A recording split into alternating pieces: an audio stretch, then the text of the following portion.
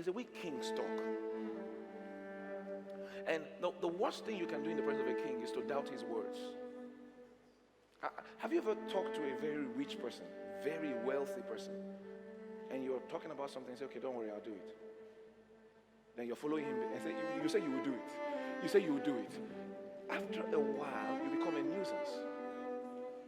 You become a nuisance. The man told you, I'll do it. Then you are calling. That call is not a call of faith. That is like, what the heck?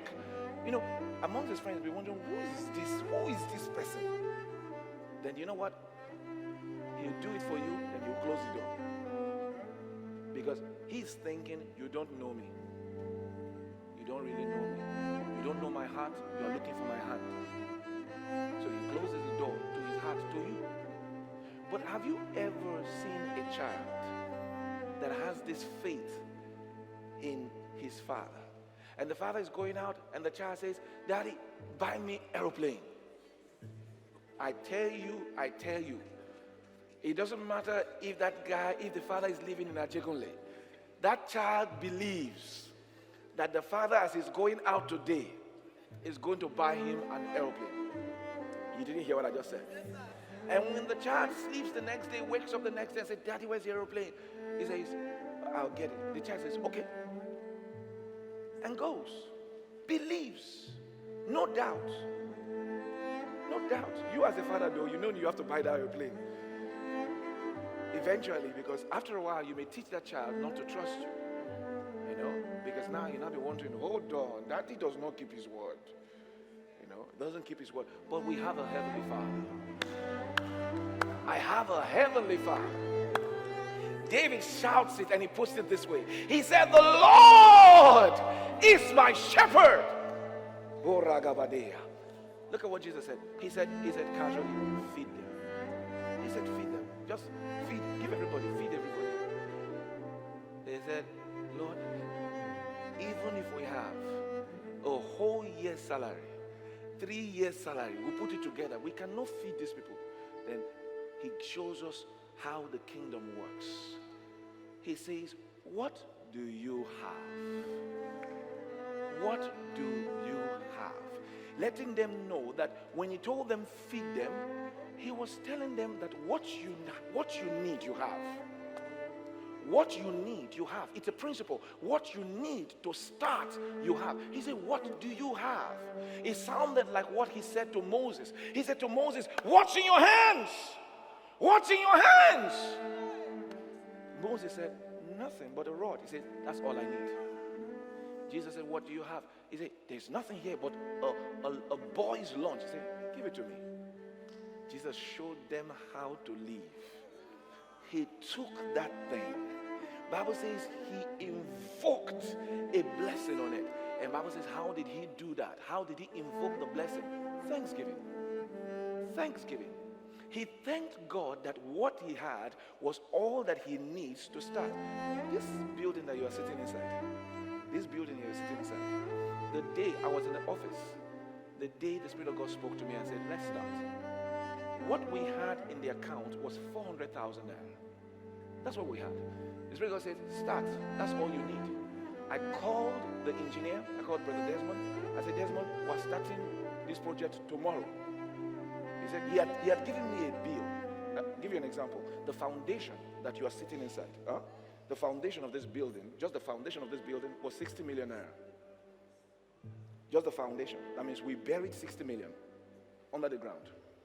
But when we were to start, when the Spirit of God says start, all we had was 400,000. All we had was 400,000 naira. And the Spirit of God says start. And he said, all you need, you have. I called the guy and said, hey, we're going to site the next day. I had learned this already. We have a building there now, down the road, East-West Road, when I was on campus. The Spirit of God said to me the same day, the same way. He said, start. All I had was a cutlass. For that building, all I had was a cutlass. I didn't even have money to clear the land. I had a cutlass. I said, what are we waiting for? Cutlass, my hand. I said, let's go. I got to the site and I started cutting. I started cutting. When the brethren head pastor was on the site, cutting. All the brethren that I was saying, let's give, they didn't give. They all came out. Say, Pastor, you cannot be cutting. I said, why? God said, I have a cutlass. As I was cutting, that day, the morning to clear the land came out. We cleared it. We cleared it. We cleared it. The Spirit of God said to me, start building, don't stop until you finish. From that day, I started cutting the grass. I didn't stop until we finished a 2,500 auditorium with an administration block, two-story administration block, and a 2-story youth resource center. We built it, students. We built it. We built it. But it started with what I had in my hand, a cutlass. Father, this is my business. This is my business. I'm asking for capital. I'm asking for capital. God says, what you have, what you need is in your hand. Lord, all the thing I have, the only thing I have is just this iPhone, this stupid iPhone. God said, the business is inside. It's inside. Let me tell you something. A lot of times, people are running around to go and look for money that they don't need. They don't need. Because they don't even have the wisdom to handle that money. Many a times they get the money and they waste it. Because what they actually need to start, what the Spirit of God needs to start them with was with them all the while. Jesus had no sense of lack. No sense. And can I tell you, practice living that way. Men, practice that way. You know, sometimes some men, when the bills start coming, they just collect the bills and put the bills on their...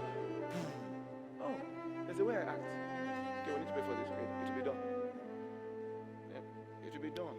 You know, sometimes I have this situation with Pastor Janet. There's something we need to do. I say, hey, okay, it will be done.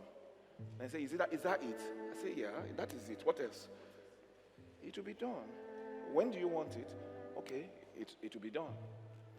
Because maybe she's looking at me and she knows, oh, there are a lot of things to do, and she's wanting me to tell stories. The story is, the Lord is my shepherd. I shall not want. It will be done. Listen, faith doesn't discuss how it will happen. No. No. The king says, I will give you something. Say, okay, some women need to understand this. Women don't like A. They don't like for you to show them A, then show them L, then show them Z. Say, what is this? I want to see A, B, C, D, E, F, G, H, I, J, K, L. I have to see L first before I even go with you between A and B. The man is thinking, I can't even see the A, but let's go. We can do it. Man says, bam, bam, bam, bam. Show me A, B, C, D, E. If you cannot get to L, at least get to G. Who understands what I'm saying? So they are not able to do it. And sometimes I see people suffer. They suffer. It's called analysis